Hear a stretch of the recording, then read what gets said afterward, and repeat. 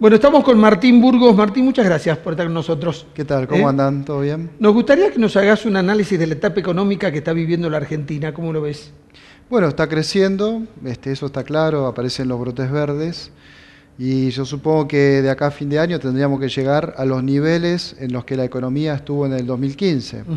Eso es una buena ocasión para comparar un poquito los dos modelos económicos, el anterior y en el cual a mismo nivel de Producto Bruto Interno, a mismo nivel de inflación, más o menos en el 2015 estaba en 25% también, vemos que este modelo genera mucho menos empleo. Es decir, hay más desempleo que en el modelo anterior.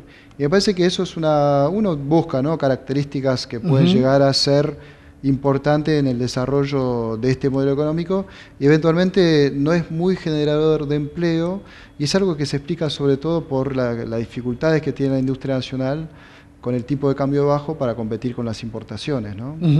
Sí, además la tasa de interés alta para aquel que quiera hacer inversiones. La tasa de interés es alta para el que quiera hacer inversiones productivas, pero está muy bien para el que quiere hacer inversiones financieras. Claro. Es decir, que hoy por hoy el que tiene un mango lo va a poner justamente en las finanzas. Y en las finanzas la tasa de interés la pone el Estado. Y eso explica que seguimos teniendo el déficit, digamos, ¿no? Y ahí hay algo fundamental para entender de que por qué la economía se define desde el Estado, lo define la política, es porque es el Estado que define dónde gasta. En el modelo anterior, gran parte del gasto del Estado y el déficit del Estado se debía a los subsidios que le daba a las pymes. Subsidios de energía, porque una industria, una pyme que tiene motores prendidos todo el día gasta un montón de energía, con lo cual el Estado le pagaba una parte de esa energía. Esa plata el Estado se lo sacó a las pymes, con lo cual las pymes terminan siendo bastante perdedoras las pymes y los comercios, ¿no? Eso vale para los aire acondicionados, por todo tipo de comercio e industria que necesita electricidad. Y esa plata se la dio a las finanzas, haciendo que, poniendo las LEVAC a tasa de interés muy elevada, y esas tasas de interés son las que pagan hoy por hoy 27-28%, pero es un 27-28% que le paga el Estado a los sectores, digamos, que invierten en finanzas, con lo cual, bueno, hoy por hoy termina siendo, ese es el tema, ¿no? Que la inversión que vale, la inversión que rinde hoy por hoy es la financiera. Y la finanza genera muy poco empleo, mientras que la industria es la que generaba empleo. Entonces yo creo que la gran diferencia entre los dos modelos aparece ahí, ¿no? Veremos, digamos, cómo se sigue desarrollando, pero para mí viene por ese lado. Claro, hay economistas que dicen, como el Estado antes emitía, ahora pide deuda, se endeuda. Todo ese dinero va al mercado, lo tiene que absorber para bajar la inflación. Es que, ojo, que ahí hay una cosa que es interesante, decirlo, porque no se sabe, es que el Estado sigue emitiendo. Porque ¿cómo funciona? El gobierno nacional se endeuda en dólares, o el provincial, digamos, pero no paga los sueldos en dólares. Todo lo que paga el Estado lo paga en pesos. Con lo cual, los dólares se lo da al Banco Central, que se lo compra ¿cómo? La única forma que lo puede hacer el Banco Central es emitiendo dinero. Es decir, que el déficit del Estado se sigue financiando con emisión monetaria. La deuda externa la tiene la reserva del Banco Central, pero que de a poco se está yendo en la compra de dólares, sobre todo de los activos de grandes, digamos, lo llaman la fuga de capitales, ¿no? Y por otro lado, bueno, ese déficit, como lo dije anteriormente, no termina, digamos, en la industria, no termina en mayor consumo de los empleados públicos, por ejemplo. No es por un aumento de sueldo de los empleados públicos, sino que es por esas LEVAC que genera el Banco Central a su vez para recuperar ese dinero emitido. Con lo cual, como resultado, tenemos la misma emisión de dinero que antes, salvo que se generaron dos deudas. La deuda externa en dólares, que son bonos a 10 años y es un problema, digamos, para el gobierno que viene, y la deuda en corto plazo, que son las LEVAC de 1, 2 o 3 meses, que es el problema tal vez más grave que tiene este gobierno, porque hoy por hoy hay más LEVAC que dinero, que moneda y billetes circulando en el país. Claro, que circulante. Y mucho más que las reservas. Con lo cual, ¿qué quiere decir eso? Si hay un cambio de humor en los inversores de LEVAC y se quieren pasar a dólares, pueden llevarse a poquito o de a mucho, porque hay a veces en que se vence una cantidad igual a la mitad de las reservas, puede haber una fuga de capitales que generalmente que puede provocar problemas, ¿no?, de inestabilidad.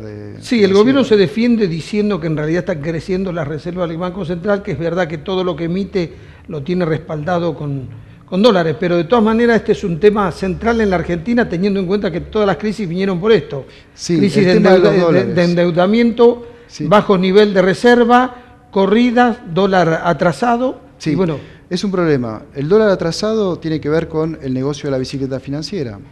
Porque si la tasa de interés es de 27% acá y es del 2% en Europa, el gran negocio ¿cuál es? Tomar prestado en Europa, ¿sí?, colocar esos dólares, pasarlo a pesos, y si lo pasás a 15 pesos, por ejemplo, vos lo colocás en las LEVAC, en 6 meses haces un 13%, por ejemplo, de interés, y si vos lográs sacar la plata al mismo tipo de cambio, es decir, al 15%, entonces hiciste un negocio de 13% en dólares. Entonces, para que ese negocio funcione, es muy importante que el tipo de cambio esté planchado. Y eso justamente es lo que impide que la industria, que es lo que impide que las economías regionales también puedan desenvolverse de mejor manera. Sí, también hay toda una discusión, ¿no?, de cuál es el precio adecuado del dólar, porque aquel que quiere exportar necesita un dólar más alto, pero aquel que quiere importar quiere que el dólar está más bajo. Por eso los gobiernos tienen la posibilidad de vía impositiva manejar la competitividad. O sea, aquellos que exportan, hacerle rebajas impositivas para que sean más competitivos. O, que es algo de las medidas que se están generando ahora, lo que se llama una devaluación fiscal, que es algo que se llevó a cabo a partir del 97, entre el 97 y el 99, se empezó a llevar a cabo eso, que era que la industria, con un tipo de cambio bajo, como no puede competir, ¿qué hacen? Tratan de bajar los impuestos que le pagan al Estado, digamos, las empresas, de manera que tengan menor costos, digamos, por ese lado. Pero termina siendo algo, como digo, un poco esquizofrénico, porque por un lado el Estado le sube los costos a las industrias, a los comercios, por el aumento de las tarifas, y por otro lado le baja por el lado de los impuestos de lo que se llama el costo laboral, que es en verdad todo seguridad social y qué sé yo. Y yo creo que no se compensa una y otra, porque a la vez que te anuncian que te van a hacer rebajas impositivas, por otro lado te anuncian que van a aumentar el gas, que te van a aumentar la luz. Entonces, en el macheo, si se quiere, no sé si efectivamente se van a poder reducir los costos de las empresas. Y eso es uno de los grandes problemas, creo, que está ocurriendo, ¿no? Martín, es una discusión central en la Argentina porque hay muchos economistas que solo miran las variables económicas. Y hay otros que dicen, en realidad, el problema de la Argentina es que nunca tiene un modelo de desarrollo. Entonces, si uno se concentra solo en las variables económicas, mantiene las variables más o menos bien, pero el país no se desarrolla, ¿no? ¿Cuál es tu posición frente a esto, a este dilema?